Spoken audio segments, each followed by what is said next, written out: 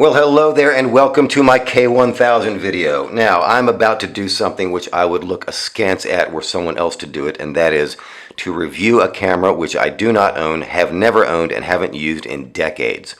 So this is going to be a review of the specs only. It's a review on paper. I'm not going to discuss the subjective experience of using these cameras. I'm just going to compare the specs on paper. But then there is some usefulness in that, certainly. So you might be asking yourself, well, if it's a K-1000 review, why are you holding a Micromat FT2? And the reason is because this is my choice for the #1 K-1000 beater. And that is an opinion which I seek to justify right now. Let's get started. All right, so what are the major advantages of the K-1000? There are some reasons that you might want to have one. It does have certain advantages. First being metal construction. That's nice. Full range of shutter speeds. That is significant because many budget cameras of the manual focus era made do with a restricted range of shutter speeds. Many of them topped out at 1/500th. You've got the conical auto-reflex TC, which drops some of the slower shutter speeds. That was a common thing to do on budget models. The K-1000 had a full range. That is 1 to 1/1000th plus B. That was the standard accepted full range of shutter speeds during the manual focus era. Open aperture metering. There are a lot of great cameras you might start shooting with, or if you're shopping around and you're just getting into film, that use the M42 mount. Well, those M42 mounts cameras used closed down metering or stop down metering. You had to stop the meter down, or stop the lens down rather, to the working aperture in order to get a light reading. There were some that used open aperture metering, but they did so via a proprietary system which required you to use only the lenses made by that manufacturer for that specific purpose, which kind of defeats the whole purpose of getting into the M42 system, whereby you can buy a Spotmatic and use all these really cool lenses made by a bunch of different manufacturers, which is really the major reason to get into M42. Also, the K-1000 takes 1.5 volt batteries. There are no mercury battery issues with the K-1000 as it was designed to work with alkaline and silver oxide batteries.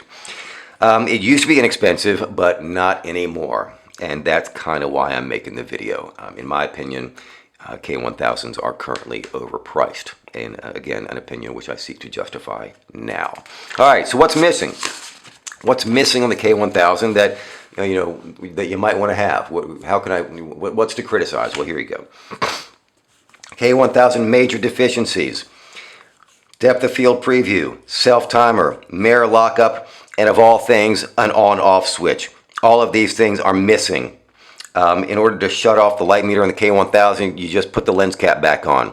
Although you may want to get the shutter blind as well.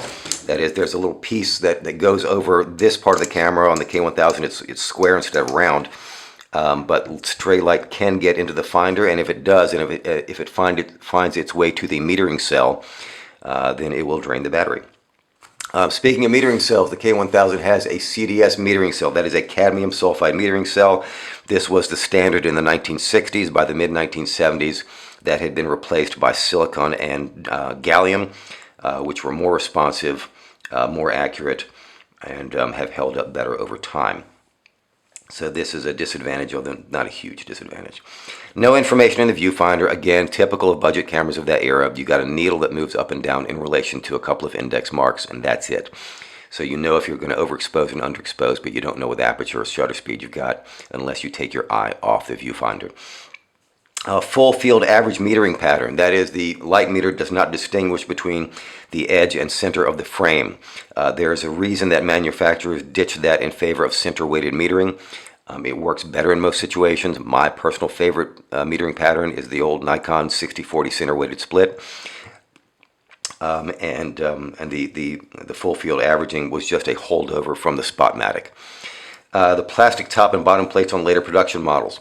So the K-1000 was in production from, I believe, 76 to 97, and around about 1990, production moved to China, and at that time they started using some cheaper components, in particular the top and bottom plates, which switched from metal to plastic. Also, the K-1000 uses a cloth shutter. I list that as a disadvantage, but there are those who disagree, so I put a question mark next to that one. I've done a separate video on that issue. Have a look, make up your own mind. All right, so What might you want instead of a K-1000? If we're looking for K-1000 alternatives, well, how about the other cameras made by Pentax? Let's look there first.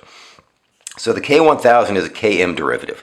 That is, it's essentially the budget version of the KM. It's a KM without the depth of field preview and the self-timer. I didn't do a whole lot of homework on this. I know these two things are correct. There may be other things that the KM has that the K-1000 does not. If you know if you have a KM and you've used it and you're aware of other differences, please leave a comment. But I know for certain that the KM has a depth of field preview and a self-timer, and the K-1000 does not. I think those are the major differences. For the KX, you want to add the following features. Silicon photodiode center weighted metering, big advantage. Brighter viewfinder. I know that based upon a contemporaneous magazine review. That's not based upon my own personal experience. I'm going off a review I read in an article that came out in one of the major magazines. It was either Popular Photography or Modern Photography, which was discussing the then new came out from Pentax. Shutter locking feature. You can lock it. You can lock the shutter so you don't accidentally trip it. It's got a meter on-off switch without a lens cap. That's a nice touch, right? A rear memo holder. That is, it's a little clip on the back of the camera right here. Nicromats do not have them, but many cameras do, where you take the box top from your film and you slide it in the back to remind you what kind of film you're using. And a big deal in the KX, in my opinion, is a full information viewfinder. That is, you can see the shutter speed and the aperture without having to take your eye off the viewfinder, something that I personally really like. The KX was then followed by the MX, and I'm not going to go into detail about the MX, but rather I will commend to you a couple of excellent sources of information on that camera. In particular, Hamish Gill's review of the MX in his blog, 35mmc, and David Hancock's review of the MX on his YouTube channel, which was very thorough.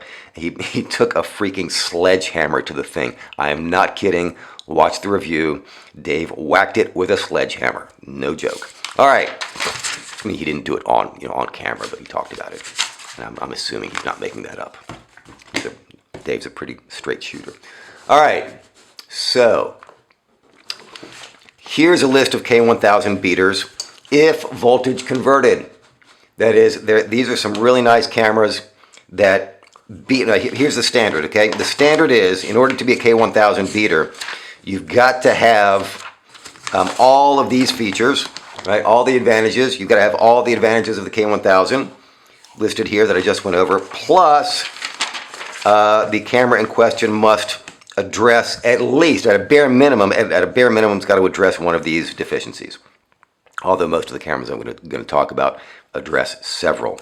But, so by that criteria, by those standards, if you can find one of these that has been voltage converted, that is, these are all cameras which were built for mercury batteries which output 1.35 volts, as opposed to the 1.5 volts of silver oxide or alkaline batteries, and it causes a problem with light meter readings if you use alkaline batteries.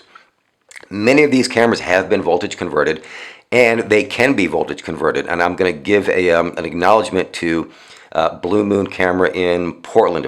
They're in Portland, I think. I emailed them because they are advertising on their website refurbished cameras, and many of the refurbished cameras which they advertise were originally built for mercury batteries. So I sent an email and said, hey, when you guys refurbish, do you do a voltage conversion as a matter of routine? And the answer was yes. Yes, we do. If we refurbish a camera, we will make sure that it is functioning well with 1.5 volt batteries. So kudos to Blue Moon. So in that category would be the Nichromat FTN, the Canon FTB, the old camera tech that I used to use back in Virginia. Loved these things.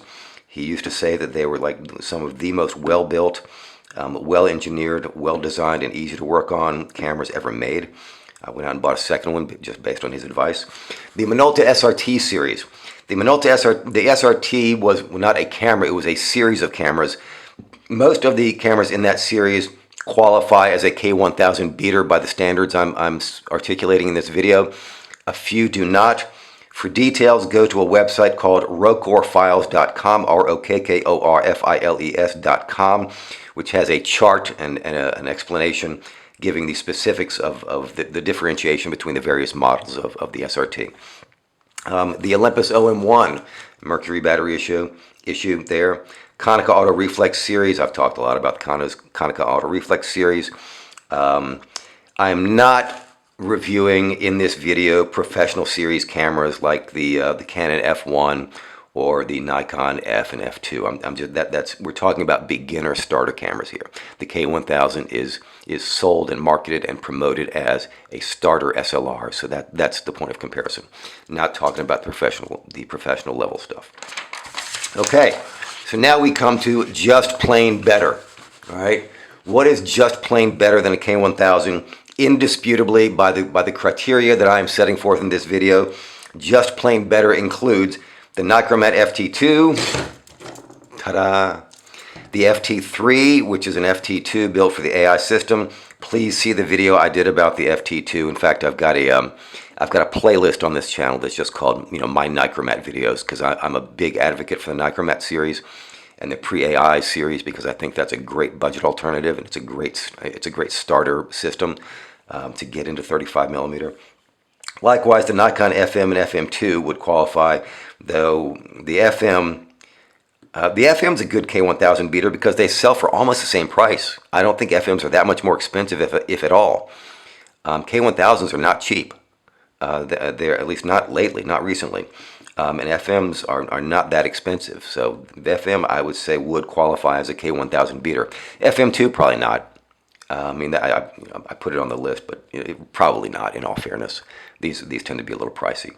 And there's a comma here because I was going to write FM3A that I was like, no, no, that's just in a different class. Other candidates. So in preparation for this video, I was thinking, well, what else besides, these are some of my personal favorites that I like, but, there's got to be something else. But there's really not much. There's really not a whole lot. I mean, you got to give it to the K-1000. On paper, there's a fairly restricted range of cameras that beat it. I mean, I have to acknowledge, I've been poo-pooing the K-1000 for years as just this, stripped-down, decontented budget camera that people are paying too much money for. But in all honesty, if you look at the specs on paper, it's got a lot to offer, and there's not a whole lot of cameras that can beat it across the board. So some other candidates, a couple that I found. The Topcon RE200, RE300, a couple of cameras that I hadn't even heard of until I ran across them. I just went through my old photography magazines. I've got a collection of, I scanned the articles and tossed the paper, but I just went through my old photography magazines and started looking for stuff that might qualify. The Topcon RE200 and RE300 qualify, and the Yashica FX3. The only qualifier is I'm not sure about the plastic to metal ratio in those two cameras. The information I could find online in the old magazines did not have to say much about that. So that's a question mark. But these two cameras, on paper they qualify. Although lenses for the Pentax Yashica line ain't cheap, particularly the ones that say Zeiss on them. And Topcon lenses I know very little about. You don't see a whole lot of them on the secondhand market, and I just don't know much about the lens selection for Topcons. Okay, so that about wraps it up. That is my highly opinionated and somewhat informative review of the K-1000. So now that you've seen that, you know for certain and surely are convinced that you should run out and buy an FT2, right? Well, I think so. Anyhow, I hope you enjoyed the video. I hope you found it either amusing or informative. If you did, please subscribe and check out the links below. And as always, this video will not be monetized for 30 days following release. As a matter of policy, I am not monetizing videos for 30 days, for the first 30 days following their release. So if you're a subscriber and you get notifications, you can see all my videos commercial free. If you just happen to see my videos after a search and they've been around for a while, well, you may have to sit through a few commercials. Okay, thank you so much. Take care. Bye-bye.